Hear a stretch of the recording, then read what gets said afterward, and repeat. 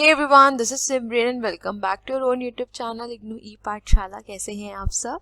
उम्मीद करती हूँ बहुत अच्छे होंगे, अपने घर में सेफ होंगे और अपने प्रिपरेशन भी आप रेगुलर बेसिस पे कर रहे होंगे। तो आज हम डिस्कस करेंगे इम्पॉर्टेंट क्वेश्चंस MCO 5 के, that is accounting for managerial decisions. तो आज मैं सेशन लेके आई हूँ सेकेंड ईयर के स्टूडेंट्स के लिए, क्योंकि आपका जो शेड्यूल है वो काफ़ी ज़्यादा हेक्टिक है। जिनको अभी तक नहीं पता है तो उनको मैं बता दूँ कि MCO 4, MCO 5 और MCO 6 आपके लगातार हैं बिना किसी गैप के। तो मुझे लगा कि सबसे पहले मुझे इम्पोर्टेंट क्वेश्चंस इन्हीं सब्जेक्ट्स के देने चाहिए ताकि आप इनको पहले से प्रिपेयर कर लें, क्योंकि एंड टाइम पर आपके पास बिल्कुल भी टाइम नहीं होगा कि आप इनको अच्छे से प्रिपेयर कर पाएं। ठीक है, सो आज ये पहला सेशन है इम्पोर्टेंट क्वेश्चंस का सेकेंड ईयर के स्टूडेंट्स के लिए, और मैं कोशिश करूंगी कि टाइम टू टाइम आपको इम्पोर्टेंट क्वेश्चंस प्रोवाइड करती रहूं। ठीक है, अब जिनको नहीं पता है उनको ये भी बता दूं कि ऑलरेडी मेरे चैनल पर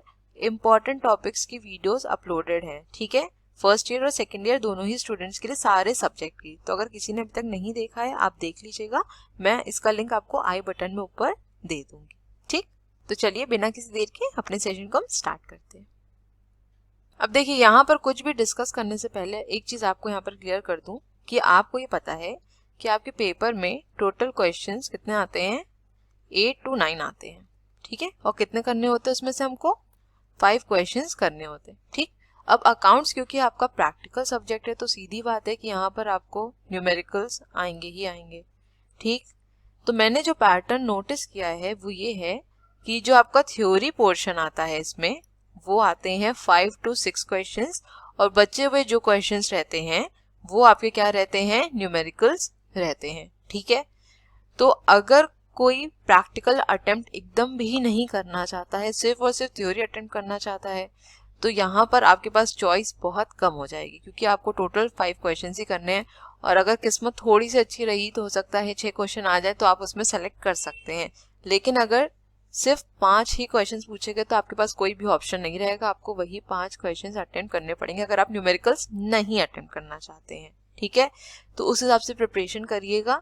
आप अपना माइंड सेट कर लीजिए कि आपको पेपर में न्यूमेरिकल्स करने हैं या नहीं करने, उसी हिसाब से क्या करिए, प्रिपरेशन अपनी करिए। अगर लगता है कि नहीं हम न्यूमेरिकल्स नहीं कर पाएंगे, इतना टाइम नहीं है हमारे पास, तो जो मेरी इंपॉर्टेंट टॉपिक्स की वीडियोस हैं उनको देख लीजिएगा।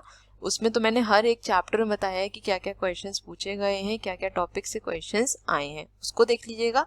और साथ ही यहाँ पर जो डिस्कशन होगा उसको देख लीजिएगा, उसके अकॉर्डिंग पढ़िएगा। ठीक है, अब ये भी हो सकता है कि आप में से कुछ स्टूडेंट्स न्यूमेरिकल्स को अटेम्प्ट करना चाहते हो, आपको आते हो न्यूमेरिकल्स, तो अब यहाँ पर ये भी जानना जरूरी है कि किस चैप्टर से न्यूमेरिकल सबसे ज्यादा पूछे जाते हैं। ठीक है, तो ये चीज मैंने किस में बता रखी है, अपने इंपॉर्टेंट टॉपिक्स वाली वीडियो में बता के रखी है। ठीक है, तो उस वीडियो को पूरा देख लीजिएगा, इसलिए मैं बार बार आपको एम्फेसाइज कर रही हूँ कि उस वीडियो को जरूर देख लीजिएगा, तो आपको सारी इन्फॉर्मेशन मिल जाएगी कि कौन से न्यूमेरिकल्स पूछे जाते हैं, किस चैप्टर से पूछे जाते हैं। ठीक है, तो आ जाते हैं अपने डिस्कशन की तरफ। सबसे पहला डिफरेंस है हमारा डायरेक्ट एंड इनडायरेक्ट कॉस्ट। ये है आपका चैप्टर नंबर 2 से, that is basic cost concept. ठीक है, अब यहाँ पर एक इम्पॉर्टेंट चीज ये है कि जो आपका टॉपिक है ना, क्लासिफिकेशन ऑफ कॉस्ट, ये बहुत ही ज्यादा इम्पोर्टेंट है। इसके अंदर जितने भी क्लासिफिकेशन है आप उनको स्किप नहीं कर सकते, सारे क्लासिफिकेशन अपने में काफी ज्यादा इम्पोर्टेंट है। जो मुझे बहुत ही ज्यादा इम्पोर्टेंट लगा वो यहाँ पर मैंने मेंशन कर दिया है, लेकिन मेरा अपना सजेशन आपको यही रहेगा, सलाह मेरी यही रहेगी कि सारे ही क्लासिफिकेशन को पढ़कर जाइएगा। ठीक है, नेक्स्ट है हमारा product cost and period cost, ये भी हमारा चैप्टर नंबर 2 से ही है। कंट्रोलेबल एंड अनकंट्रोलेबल कॉस्ट, ये भी चैप्टर 2 से है। और job costing and process costing, ये भी चैप्टर नंबर 2 से। तो ये जो तीनों हमारे टॉपिक्स हैं ये आपके हैं किसके, क्लासिफिकेशन ऑफ कॉस्ट का। और ये जो job costing and process costing है ये आपका क्या है, मेथड्स ऑफ कॉस्टिंग है, और मेथड्स ऑफ कॉस्टिंग भी बहुत ज्यादा इंपॉर्टेंट है। ठीक है, नेक्स्ट है हमारा fixed budget and flexible budget, ये है आपका चैप्टर नंबर 10 से, अप्रोचेस टू बजटिंग। ठीक है, कुछ चैप्टर्स ऐसे हैं जहां से क्वेश्चंस हर बार पूछे ही गए हैं, और उनमें से एक है आपका बजट। जो बजट वाला आपका ब्लॉक है ना, एक पूरा ब्लॉक ही मेरे ख्याल से बजटिंग पर है, वो पूरा ब्लॉक पढ़ के जाना, उसको स्किप ही नहीं करना, क्योंकि वहां से आपको क्वेश्चंस देखने को मिलेंगे ही मिलेंगे पेपर में। ठीक है, नेक्स्ट है हमारा स्टैंडर्ड कॉस्टिंग एंड बजटिंग, ये है आपका चैप्टर नंबर 11 से, that is basic concept of standard costing. और ये डिफरेंस आपकी बुक में ऑलरेडी दिया हुआ है प्रॉपरली डिफरेंस करके, ठीक है, तो उसको वहां से पढ़ लीजिएगा। ठीक, नेक्स्ट है हमारा रिजर्व एंड रिजर्व फंड। ये है आपका चैप्टर नंबर 4 से, अंडरस्टैंडिंग फाइनेंशियल स्टेटमेंट्स। नेक्स्ट है हमारा capital expenditure and revenue expenditure. ये आपका है चैप्टर नंबर 3 से, दैट इज फाइनेंशियल स्टेटमेंट से। ठीक है, ये डिफरेंस भी अपने में बहुत ही ज्यादा इंपॉर्टेंट होता है और आपने पहले भी इसको पढ़ रखा होगा कि कैपिटल एक्सपेंडिचर क्या होता है, रेवेन्यू एक्सपेंडिचर क्या होता है, दोनों में डिफरेंस क्या होता है। ठीक है, आई होप ये चीज क्लियर होगी आपको। नेक्स्ट है हमारा रिजर्व एंड प्रोविजन। ये भी आपका चैप्टर नंबर 4 से है। And reserve, general reserve and specific reserve, ये भी आपका चैप्टर 4 से है। तो ये जो डिफरेंसेस है ये अपने में बहुत ज्यादा इंपॉर्टेंट है, बहुत ज्यादा। मतलब रिजर्व एंड प्रोविजन से मुझे लगता है कि पूछा जा सकता है, क्योंकि इसमें सबसे ज्यादा स्टूडेंट्स को कंफ्यूजन रहती है। ठीक है, नेक्स्ट हमारा general reserve and specific reserve. ये भी अपने में टॉपिक काफी ज्यादा इंपॉर्टेंट है।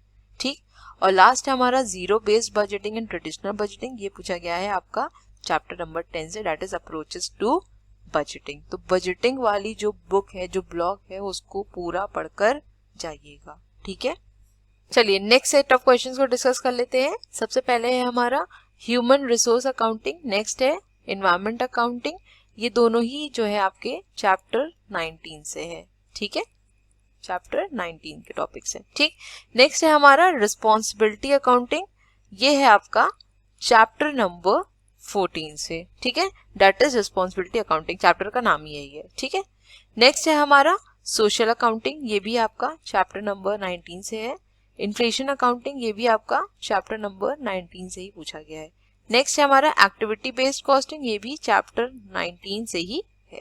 ठीक है, नेक्स्ट है हमारा स्टैंडर्ड कॉस्टिंग। ये है आपका चैप्टर नंबर 11 से। ठीक है, basic concepts of standard costing से। नेक्स्ट है हमारा प्रॉफिट वॉल्यूम रेशियो। ये है आपका चैप्टर नंबर 15 से, that is marginal cost. Next है हमारा बजटरी कंट्रोल रेशियोज। ये है आपका चैप्टर नंबर 10 से। ठीक है, अप्रोचेस टू बजटिंग। और लास्ट है हमारा प्रोसेस कॉस्टिंग। ये है आपका चैप्टर नंबर 2 से। ठीक है, सो आई होप इतना समझ में आ गया होगा। चलते हैं नेक्स्ट स्लाइड की तरफ। अब नेक्स्ट डिस्कस कर लेते हैं लॉन्ग आंसर्स के बारे में। ठीक है, जो आपके 20 मार्क्स के होते हैं। ठीक, देखिए सबसे पहला क्या है, what is meant by reporting to management, what are the objectives of reporting, discuss various types of reports and the essentials of successful reporting। तो ये है आपका चैप्टर नंबर 18। नेक्स्ट क्वेश्चन है हमारा, what is cash flow statement, explain various techniques of preparing cash flow statement, how does cash flow statement differ from fund flow statement, also discuss how cash flow analysis helps the management in decision making. तो अगर आप यहाँ पर देखें तो ये अपने में ही एक फुल फ्लेज क्वेश्चन है, जहां पर आप 3 क्वेश्चन प्रिपेयर कर सकते हैं एग्जाम के लिए, है ना। सबसे पहला जो पार्ट है वो ये है कि कैश फ्लो स्टेटमेंट क्या होता है, उसकी वेरियस टेक्निक्स क्या होती है। ठीक है, ये आपका एक क्वेश्चन बन सकता है। दूसरा क्वेश्चन बात करूँ तो कैश फ्लो स्टेटमेंट और फंड फ्लो स्टेटमेंट बीच में डिफरेंस क्या होता है, ये बन सकता है। और ये कैश फ्लो स्टेटमेंट किस तरीके से डिसीजन लेने में हेल्प करता है, ये किसी के साथ एडिशनली जोड़ा जाएगा। जैसे अगर कैश फ्लो स्टेटमेंट पूछ लिया कि what is cash flow statement and discuss how cash flow analysis helps the management in decision making. ठीक है, तो एक तरीके से कह सकते हैं ये एडिशनल क्वेश्चन मिल सकता है आपको। ठीक, तो ये है हमारा चैप्टर नंबर 7 से। ठीक है, नेक्स्ट है हमारा what is fund flow statement, explain it's uses and significance for the management and the usual sources and uses of funds. ठीक, तो ये है हमारा चैप्टर नंबर 6। ठीक, नेक्स्ट है define accounting, describe the principal objectives of accounting, also state the difference between financial accounting and management accounting. ठीक है, तो यहाँ पर भी आपको 2 क्वेश्चन साफ दिख रहे होंगे। एक सबसे पहला डिफरेंस हो गया फाइनेंशियल अकाउंटिंग और मैनेजमेंट अकाउंटिंग में, दूसरा कि अकाउंटिंग क्या होती है, इसके प्रिंसिपल ऑब्जेक्टिव्स क्या होते हैं, और जो आपके अकाउंटिंग स्टैंडर्ड्स हैं वो आपको आते ही होंगे, एक बार उसको गो थ्रू जरूर कर लीजिएगा, उसको छोड़ के मत जाइएगा। ठीक है, तो ये हो गया हमारा चैप्टर नंबर 1। ठीक, नेक्स्ट है define budget and budgeting, discuss it's utility and limitation. तो ये है हमारा चैप्टर नंबर 8। मैंने आपको बता ही दिया है कि जो आपका बजटिंग वाला ब्लॉक है वो अपने में ही बहुत ज़्यादा इंपॉर्टेंट है, उसको पढ़ के जाइएगा, आपको काफ़ी क्वेश्चंस मिल जाएंगे आपके पेपर में। ठीक है, तो उसकी कोई भी यूनिट को स्किप मत करना। ठीक, नेक्स्ट देख लेते हैं। नेक्स्ट क्वेश्चन है हमारा, what do you understand by financial statement, discuss the utility and significance of financial statement for the various parties interested in a business concern. तो ये क्वेश्चन आपका पूछा गया है चैप्टर नंबर 3 से, ठीक है। नेक्स्ट क्वेश्चन है, what is meant by transfer pricing, discuss the various methods of transfer pricing. तो ये क्वेश्चन आपका पूछा गया है चैप्टर नंबर 14 से, दैट इज रिस्पॉन्सिबिलिटी अकाउंटिंग से, ठीक है। नेक्स्ट है हमारा, define budgeting and budgetary control, also state the objectives of budgeting. तो ये क्वेश्चन है आपका चैप्टर नंबर 8 से, और मैं बार बार रिपीट कर रही हूँ कि बजट वाला जो ब्लॉक है उसको पूरा पढ़ के जाइएगा, कई क्वेश्चंस वहां से आपको मिल जाएंगे एग्जाम में, ठीक है। नेक्स्ट है हमारा, classify the budgets on the basis of time, function and flexibility. ये भी हमारा चैप्टर नंबर 8 से ही है, ठीक है। नेक्स्ट है, explain the concept of cost and it's nature, identify the various bases of classification of cost and explain the various types of cost involved under each base। तो मैंने आपको बताया था कि जो आपका कॉस्ट वाला चैप्टर है वो काफी इंपॉर्टेंट है, क्लासिफिकेशन ऑफ कॉस्ट आपको छोड़ के जाना ही नहीं है, और मेथड्स ऑफ कॉस्ट भी आपको पता होना चाहिए, ठीक है। तो ये है हमारा चैप्टर नंबर 2 से, ठीक। नेक्स्ट क्वेश्चन है, what is cash budget, identify the 3 methods of preparing cash budget and explain any one of these in detail। तो ये जो है आपका पूछा गया है, ये है आपका चैप्टर नंबर 9 से, ठीक। अब जो आपके कैश बजट के मेथड यहाँ पर बोला गया, कोई एक मेथड को आपको यहाँ पर एक्सप्लेन करना है, लेकिन आप सारे मेथड्स को पढ़ के जाइएगा, क्योंकि अगर इंडिविजुअली पूछ लिया तो आपको पता होना चाहिए, ठीक। नेक्स्ट क्वेश्चन है हमारा, explain the term variance, right a short note on the classification of variance. ये है आपका चैप्टर नंबर 12 से, ठीक है। वेरिएंस चैप्टर से है ये, और ये टॉपिक भी आपका इंपॉर्टेंट है। वेरिएंस से बेसिकली आपको क्या मिल जाएंगे, न्यूमेरिकल्स काफी ज्यादा मिल जाएंगे पेपर में, क्योंकि न्यूमेरिकल्स भी पूछा जाते हैं, वेरिएंस है आपका, स्टैंडर्ड कॉस्टिंग है, ब्रेक इवन एनालिसिस है, इन सब से आते हैं, ठीक है। बाकी आपको जो ट्रेंड एनालिसिस है, रेशियो एनालिसिस है, वहां से क्वेश्चंस आ जाते हैं, ठीक। नेक्स्ट है हमारा, explain trend ratio as a form of trend analysis, give also the example of trend ratio analysis. तो ये है आपका चैप्टर नंबर 5, ठीक, जो मैंने आपको बता रही थी ट्रेंड एनालिसिस के बारे में, ठीक है। अब जितने भी हमारे रेशियो एनालिसिस हैं, सारे एनालिसिस को पढ़ के जाइएगा, क्योंकि कई बार क्या होता है आपसे स्पेसिफिकली रेशियोज पूछ लेता है, ठीक है। जैसे मान लीजिए आपसे पूछ लिया करंट रेशियो क्या होता है, ठीक है, क्विक रेशियो क्या होता है, नेट वर्किंग कैपिटल रेशियो क्या होता है, प्रोप्राइटरी रेशियो क्या होता है, तो आपको पता होना चाहिए। तो मेरा यहाँ पर सजेशन आपको ये है कि सबके फॉर्मूलाज को पढ़ लीजिएगा, और उनके जो अगर आइडल रेशियोज दिए हुए हैं उसको पढ़ लीजिएगा, ठीक। और उस फॉर्मूले से ही क्या करिएगा, डेफिनेशन बना लीजिएगा। डेफिनेशन स्पेसिफिकली याद करने की जरूरत नहीं है, क्योंकि क्या होता है, जो आपका फॉर्मूला होता है उसी पर ही क्या होती है, डेफिनेशन होती है, ठीक है। तो अगर किसी का आइडल रेशियो दिया है उसको याद कर लीजिएगा, और दूसरा फॉर्मूले याद कर लीजिएगा, क्योंकि फॉर्मूले याद करे रहेंगे तो उससे दो फायदा होगा कि अगर आपको थ्योरी पूछा जाएगा तो आप लिख सकते हैं, और साथ ही अगर कोई प्रैक्टिकल क्वेश्चन आ जाता है तो आप उसको भी इजीली अटेम्प्ट कर सकते हैं, क्योंकि उसमें सिंपली क्या होता है कि आपको फॉर्मूले के बेसिस पर ही जो भी फिगर्स दिए उनको प्लेस करना होता है, ठीक है। और आपने अपने ग्रेजुएशन लेवल पर भी रेशियो एनालिसिस पढ़ा होगा, तो आपको ये आता भी होगा, ठीक है।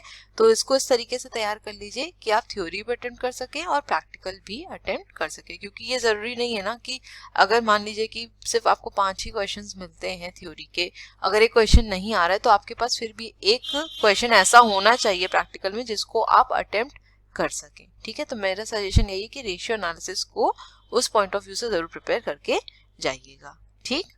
नेक्स्ट है हमारा, what do you understand by cost volume profit relationship, why is the relationship important in managerial decision making. तो ये जो क्वेश्चन है ये आया है आपका चैप्टर नंबर 15 से, ठीक है। नेक्स्ट क्वेश्चन है, what is sales budget, discuss the principal factor that should be considered in developing the sales budget. तो ये आपका है चैप्टर नंबर 9 से।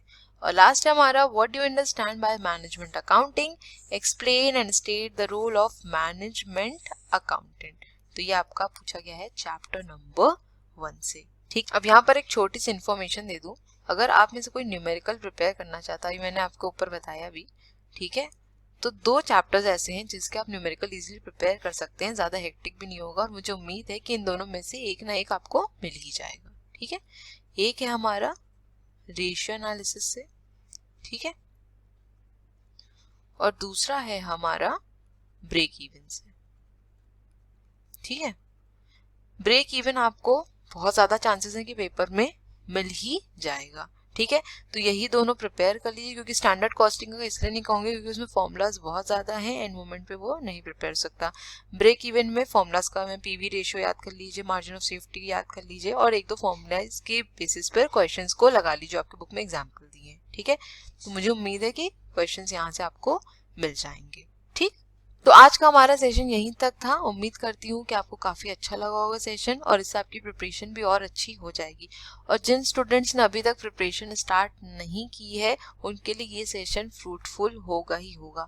जितना ही मैंने यहाँ पर आपको बताया है, आप अगर उतना पढ़ लेंगे तो मैं इतना कह सकती हूँ कि आप 40+ आराम से ले आएंगे। बाकी आपकी अपनी मेहनत है, आप जितना ज़्यादा मेहनत कर लेंगे उतना अच्छा आप एग्जाम में स्कोर कर पाएंगे। ठीक है, तो thank you so much for watching. Please channel को लाइक, शेयर और सब्सक्राइब करना मत भूलिएगा। बेल आइकन को भी जरूर प्रेस कर दिएगा ताकि मैं जब भी वीडियोस का अपलोड करूं उसका नोटिफिकेशन आपके पास जरूर जाए। अपने फीडबैक्स भी दीजिएगा कि वीडियोस कैसी लग रही हैं, और अगर कुछ इम्प्रूवमेंट की ज़रूरत है तो बिल्कुल बताइएगा। और इस वीडियो के कमेंट सेक्शन में मेंशन कर दीजिएगा कि अब आपको नेक्स्ट इंपॉर्टेंट टॉपिक्स की या इंपॉर्टेंट क्वेश्चंस की कौन से सब्जेक्ट की वीडियो चाहिए। वैसे मेरी कोशिश यही रहेगी कि आपके जो पेपर्स लगातार हो रहे हैं उन्हीं की मैं पहले आपको प्रोवाइड कर दूं। बाकी यहाँ पर आप कमेंट कर दीजिएगा, मैं आपके कमेंट्स देख लूंगी, उसके अकॉर्डिंग ही नेक्स्ट सेशन को मैं प्लान आउट कर लूंगी। ठीक है, चलिए मिलते हैं अपने नेक्स्ट वीडियो में। Till then stay safe, stay healthy, bye bye, take care.